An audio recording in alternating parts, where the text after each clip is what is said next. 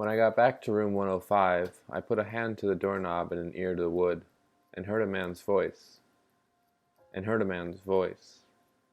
I couldn't make out what he was saying. He was yards from the door, and facing the wrong way. At least that's the way I pictured it. Mumble, umble, bumble, he said. Bumble, bumble, umble, mumble. Silence. A full minute of silence. Umble, bumble, umble, mum. The man went on. Bum, bum, mumble, umble, umble, rum. Silence. Only half a minute this time. Umble? The man asked. Umble, bumble, umble, mumble, bum? And so on. Exciting listening. It went on and on.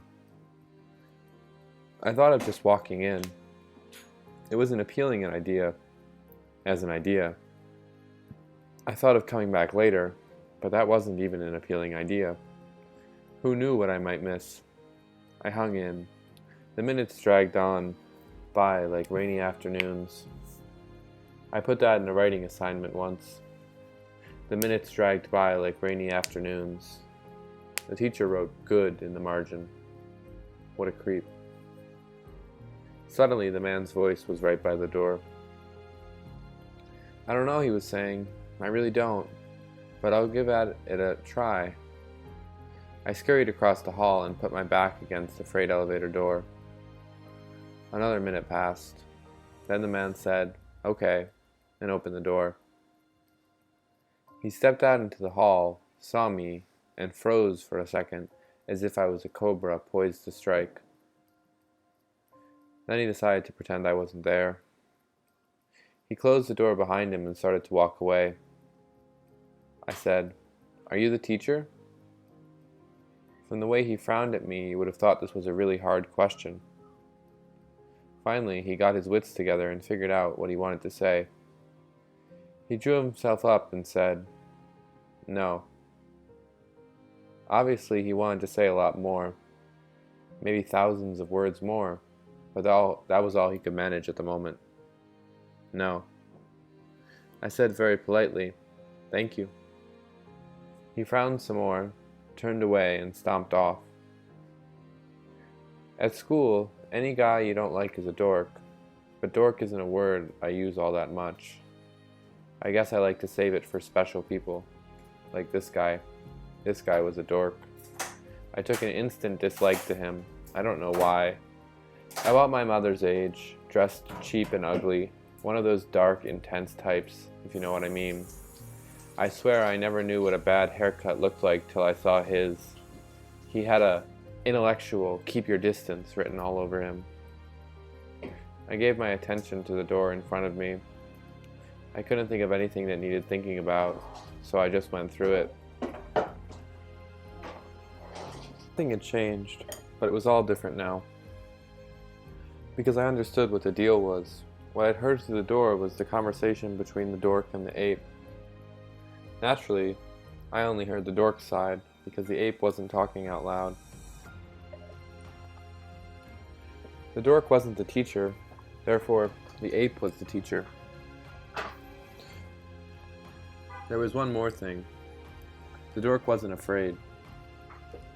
This was important because it meant the ape wasn't dangerous. If a dork didn't have to be afraid, I didn't have to be afraid. Now that I knew he was there, it was easy to spot the gorilla behind the glass. He was right where I'd left him. I said to him, "I came because of the ad." Silence. I thought maybe he hadn't heard me. I moved up to the chair and said it again. The ape stared at me in silence. "What's the matter?" I said. "You talked to me before." He closed his eyes, very, very slowly. It's not easy to close your eyes that slowly. I thought he was maybe falling asleep or something. "What's the matter?" I said. The ape sighed. I don't know how to describe a sigh like that. I expect to see the walls bending under the weight of that sigh. I waited. I figured he was getting ready to speak. But after a full minute, he was just sitting there. I said, "Didn't you put the ad in the paper?" He squeezed his eyes as if to blot out all the unpleasantness. All the same, he finally opened his eyes and spoke. As before, I heard it in my head, not in my ears. I put the ad in the paper, he admitted, but not for you. What do you mean, not for me? I didn't see anything there that said, this ad is for everyone but Julie Gerkchek. I'm sorry, he said. I should say, I didn't put the ad in the paper for children. Children! This made me really mad. You call me children? I'm 12 years old. I'm old enough to steal cars. I'm old enough to have an abortion. I'm old enough to deal crack. This great, huge, fat ape began to writhe. I swear to God. Wow, I was really getting off on this. I was beating up on a 1,000-pound gorilla. He writhed for a while. Then he began to get a new grip on things. He calmed down and started talking. I'm sorry I tried to dismiss you so easily, he said. Clearly you're not a dismissible person. However, the fact that you're old enough to steal cars is not relevant here. Go on, I told him. I'm a teacher, he said. I know that. As a teacher, I'm able to help certain kinds of pupils. Not every kind. I can't help someone with chemistry, or algebra, or French, or geology. I didn't come here for anything like that. These are examples only. What I mean is, I can only offer a certain kind of teaching. So what are you saying? Are you saying I don't want that certain kind of teaching? He nodded. That's what I'm saying. The teaching I'm able to offer isn't the kind that will be helpful to you, just yet. In a split second, my eyes were burning with tears, but I certainly wasn't going to let him see them. You're just like everyone else, I told him. You're a liar. That made his eyebrows shoot up. A liar? Yeah.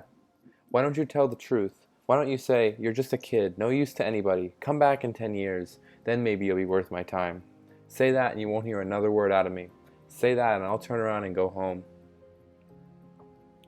He sighed again, even deeper than before. Then he nodded, just once. You're perfectly correct, he said. I was telling a lie, and I was expecting you not to see through it.